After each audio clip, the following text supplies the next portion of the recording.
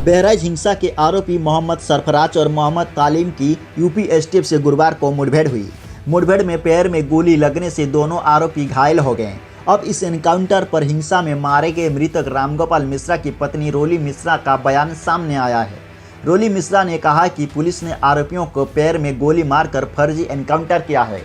Police प्रशासन हमारा साथ नहीं दे रहा है। पुलिस प्रशासन ने घूस ले ली है, इसी वजह से हमको न्याय नहीं मिल रहा है। एनकाउंटर में घायल हुआ मोहम्मद सरफराज ही वो आरोपी है जिसने रोली मिश्रा के पति रामगोपाल मिश्रा की गोली मारकर हत्या की थी। गुरुवार को मोहम्मद सरफराज हिंसा के 4 अन्य आरोपी मोहम्मद फहीम, मोहम्मद तालिम, अब्दुल हमीद और मोहम्मद अफजल के साथ नेपाल भागने की फिराक में था। सूचना मिलते यूपी एसटीएफ की टीम ने नेपाल बॉर्डर के पास हंडा बसेहरी नहर के पास इन चारों को घेर लिया। पुलिस का मुठभेड़ हुआ है, क्या है ये पूरा मामला? जी, थाना हरदी के क्षेत्रांतर्गत महाराजगंज में जो 13/10 को एक बहुत दुखद और दुर्दांत घटना हुई थी जिसमें एक युवक को गोली मार के हत्या कर दी गई थी, उसी के क्रम में हमारी टीम ग्राउंड पे काम कर रही थी। सभी अभियुक्तों की हमें तलाश थी, तो आज 5 मुख्य अभियुक्त पुलिस के कब्जे में आ गए हैं, जिनमें से 2 अभियुक्त जो हैं जिनका नाम है मोहम्मद तालीम उर्फ सबलू और मोहम्मद सरफराज उर्फ रिंकू। इनकी निशानदेही पे पुलिस की टीम्स मर्डर वेपन की रिकवरी के लिए गई थी, जो कि इन्होंने नेपाल बॉर्डर के समीप नामपारा क्षेत्र में छुपा कर रखी हुई थी। और वहां पर जब गई तो जो डीबीबीएल गन मर्डर में उपयुक्त यूज हुई थी उसको लोडेड हालत में रखा गया था और एक और अवैध असला इनके द्वारा वहां पे छिपाया गया था और इनके द्वारा पुलिस पर फायरिंग की गई। आत्मरक्षा में की गई जवाबी फायरिंग में इन दोनों को भी गोली लगी है, ये घायल हुए हैं। इनको उपचार उपलब्ध पुलिस द्वारा करा दिया गया है और बाकी 3 अन्य मुख्य अभियुक्त भी अब्दुल हमीद और उनके पुत्र फाहीम तथा मोहम्मद अफजल, इनकी भी गिरफ्तारी हुई है और इनसे की गई पूछताछ के आधार पर जो अन्य अभियुक्तों की जानकारी हुई है उन पर भी निरंतर हमारी टीम काम कर रही है। शीघ्र उनकी भी गिरफ्तारी। अच्छा मैम, एक चीज जानकारी की, जैसे जिस तरीके से एक अफवाह उड़ रही है कि जो मृतक है उसके नाखून वगैरह उखाड़ दिए गए हैं, कई तरह की भ्रामक खबरें चल रही हैं। जी, पोस्टमार्टम के अनुसार मृतक की मृत्यु गोली लगने के कारण हुई है और अन्य जो चीजें बताई जा रही हैं वो सब भ्रामक है, जिनकी पुष्टि पोस्टमार्टम से नहीं हो रही है। क्या लगता है कि जैसे मुख्य आरोपी तो सभी पकड़ लिए गए हैं, लेकिन ये छापेमारी क्या अभी जारी आपकी रहेगी या? जी, बिल्कुल जारी रहेगी। जैसे जैसे नए तथ्य आ रहे हैं, जो भी कोई लोग इसमें समर्थक प्रोत्साहक के रूप में या इसको पूरा प्लान करने में, इनको संरक्षण देने में संलिप्त पाए जाते हैं, सभी के खिलाफ ठोस कार्रवाई की जाएगी। इस घटना में संलिप्त सभी अभियुक्तों के खिलाफ रासुका के तहत एवं अन्य ठोस कार्रवाई जल्द ही अमल में लाएगी। कहाँ पर गोली लगी है इन दोनों को? जी, अभी अस्पताल पहुंच रहे हैं, तो मौके पर पहुंच के फिर आगे की सूचना। Thank you. एसटीएफ ने सभी से सरेंडर करने को कहा, लेकिन उन्होंने फायरिंग करनी शुरू कर दी। फिर एसटीएफ को भी जवाबी कार्रवाई करनी पड़ी, जिसमें पैर में गोली लगने से मोहम्मद सरफराज और मोहम्मद तामिल घायल हो गए। आनन फानन में दोनों को बहराइच जिला अस्पताल में भर्ती कराया गया, जहां इनका इलाज चल रहा है। डॉक्टरों का कहना है कि दोनों की हालत स्थिर है, पैर में गोली लगी है, कोई खतरे की बात नहीं है। डॉक्टर साहब, क्या नाम था आरोपी और कहाँ गोली लगी है?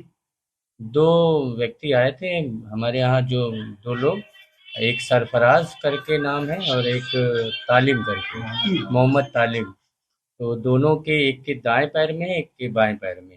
क्या स्थिति है सर? स्थिति दोनों की सही है कहाँ भेजा गया सर? थोड़ा जो गोली है, गोली अभी भी अंदर ही है क्योंकि एग्जिट पॉइंट उसमें नहीं दिखा है। बाकी हमने डिस्ट्रिक्ट हॉस्पिटल बहराइच के लिए रेफर कर दिया है, वहाँ एक्सरे और फर्दर मैनेजमेंट के लिए। स्थिति दोनों की नॉर्मल है। कब लेके आए थे यहाँ पे? 2:35 के करीब, दोपहर में 2:35। गोली निकाल दी गई इसकी? गोली। हालांकि अब इस एनकाउंटर पर जहां राजनीति होनी शुरू हो गई है, तो वहीं रामगोपाल मिश्रा के पीड़ित परिवार ने भी इसे फर्जी करार दे दिया है। हिंसा में जिस रामगोपाल मिश्रा नाम के युवक की गोली मारकर हत्या की गई थी, उसकी पत्नी रोली मिश्रा ने एक वीडियो जारी किया है। वीडियो में वो कहती दिख रही है कि हम इस कार्रवाई से संतुष्ट नहीं है। पुलिस ने आरोपियों के पैर में गोली मारकर फर्जी एनकाउंटर किया है। पुलिस प्रशासन हमारा साथ नहीं दे रहा है। पुलिस प्रशासन ने घूस ले ली है। नमस्ते गाइस, मैं हूँ रोली मिश्रा, रामगोपाल की पत्नी, जिनकी आज से 4 दिन पहले हत्या हुई है। हम न्याय मांग रहे हैं, जो न्याय हमें मिल नहीं रहा है। पुलिस प्रशासन हमें न्याय नहीं दिला रही है। वो लोग घूस ले लिए हैं, उन्हें पकड़े तो ज़रूर हैं, लेकिन उन्हें मारा नहीं गया है। हम लोगों को दिखा दिया गया है कि पैर पे गोली मारी गई है, लेकिन इंसाफ हमारे साथ नहीं हो रहा है। पुलिस प्रशासन हमारे साथ बहुत अन्याय कर रही है, हमें इंसाफ नहीं दिला रही है। और क्या ही कहें, पुलिस प्रशासन हमारा साथ नहीं दे रही है, जो हमें चाहिए वो हमें मिल नहीं रहा है। आपको बता दें कि हिंसा के 2 दिन के बाद मृतक रामगोपाल मिश्रा के माता पिता और पत्नी रोली मिश्रा लखनऊ पहुंचे थे। यहां बीजेपी विधायक सुरेश्वर सिंह ने उनकी सीएम योगी से मुलाकात कराई थी। पीड़ित परिवार ने सीएम योगी से मुलाकात के दौरान हिंसा के आरोपियों के खिलाफ सख्त से सख्त कार्रवाई की मांग की थी। मृतक रामगोपाल मिश्रा की पत्नी का कहना था कि खून का बदला खून से लिया जाएगा, तभी उन्हें संतोष मिलेगी। वहीं इस एनकाउंटर पर सपा प्रमुख अखिलेश यादव ने हमला बोलते हुए कहा कि इस तरह की घटना सरकार की नाकामी है। सरकार नाकामी छुपाने के लिए एनकाउंटर कर रही है। यदि एनकाउंटर से कानून व्यवस्था बेहतर होती है तो उत्तर प्रदेश में सबसे बेहतरीन लॉ एंड ऑर्डर होता। एनकाउंटर करना, नफरत को बढ़ावा देना योगी सरकार का ये नया तरीका है। जाती है और लाइसेंसी बंदूक से क्या कहेंगे परिवार जो घटना हुई दुखद हुई, जो घटना हुई दुखद थी और ऐसी घटना समाज में न हो। जो वहां पर फेलियर था, हमारे साथी ये पूछ रहे हैं कि आप क्या करते या क्या परिवार से मिलेंगे। जो दुखी परिवार होगा उसको न्याय दिलाने के लिए हम लोग काम करेंगे। लेकिन सवाल ये वही खड़ा हो जाता है कि सरकार की नजर में भेदभाव नहीं होना चाहिए। सरकार, जो अंग्रेजों ने कभी नारा दिया था डिवाइड एंड रूल, सरकार उसी पे काम कर रही है, डिवाइड एंड रूल। ये आम लोग जानते हैं, आम लोग ये बात जानते हैं। और आप तो पत्रकार लोग हैं, बुद्धिजीवी हैं, और पड़ोसी जिले का मामला है। आप मुझसे बेहतर जानते होंगे कि ये घटना हुई नहीं है, घटना कराई गई है। और कराई गई के लिए दोषी कौन होगा? अगर जान गई है किसी की भी, हम दुख में शामिल हो सकते हैं, मुख्यमंत्री जी मिल सकते हैं, लेकिन कराई किसने है इस पे आप लोग बेहतर जानते होंगे। यहाँ एक कोई पत्रकार ऐसा नहीं है जो न जानता हो कि ये घटना रोकी जा सकती थी। किसी की जान नहीं जाती। अगर जान गई है, हम दुख बांटने से ज्यादा, जो आज सरकार भी दुख बांट रही है, सरकार को इस बात पे दुख करना चाहिए था। ये घटना क्यों हो गई, होनी नहीं चाहिए थी। सर, सरफराज की बहन का कहना यह है कि कल पुलिस ने एनकाउंटर से पहले सरफराज की बहन रुखसार ने भी सवाल उठाए थे। रुखसार ने कहा था कि बुधवार शाम से उसके पिता अब्दुल हमीद, भाई सरफराज, फहीम और उनके साथ एक अन्य युवक को यूपी पुलिस ने उठा लिया था। उसके पति और देवर को पहले ही उठाया जा चुका है। किसी के बारे में कुछ पता नहीं चल रहा है। थाने पर गए तो वहां से भी कोई सूचना नहीं मिली। आखिर ये लोग कहां पर हैं? रुखसार ने अंदेशा जताया था कि उसके पिता अब्दुल हमीद और भाई सरफराज का एनकाउंटर हो सकता है। मैं बहराइच के वानागंज की रहने वाली हूँ। मेरा मायका महाराजगंज में है। रविवार को जो वहाँ दंगा हुआ है, उसमें जिस आदमी की मृत्यु हुई है, उसका इल्जाम मेरे पिता और मेरे भाइयों पे आया है। मेरे पिता का नाम अब्दुल हमीद और मेरे भाई का नाम सरफराज अहमद और मोहम्मद फहीम है।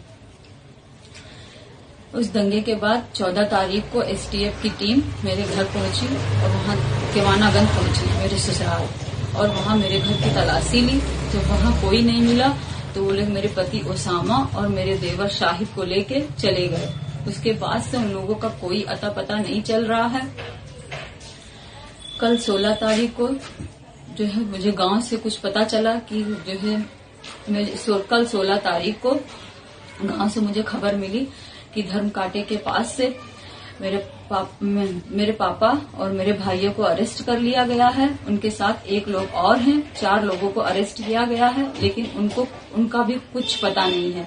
न उनका कहीं कुछ दिखाया जा रहा है, किसी थाने में भी वो नहीं है, न कोई कप्तान कुछ बता रहे हैं, न मीडिया में कुछ पता चल रहा है। हमको डर है कि उनका फर्जी इनकाउंटर दिखा के उनकी हत्या कर दी जाएगी और मेरे पति ओसामा और शाहिद को भी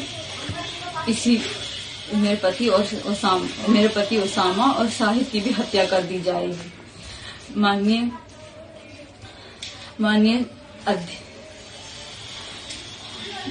क्या निवेदन करना चाहेंगी आप?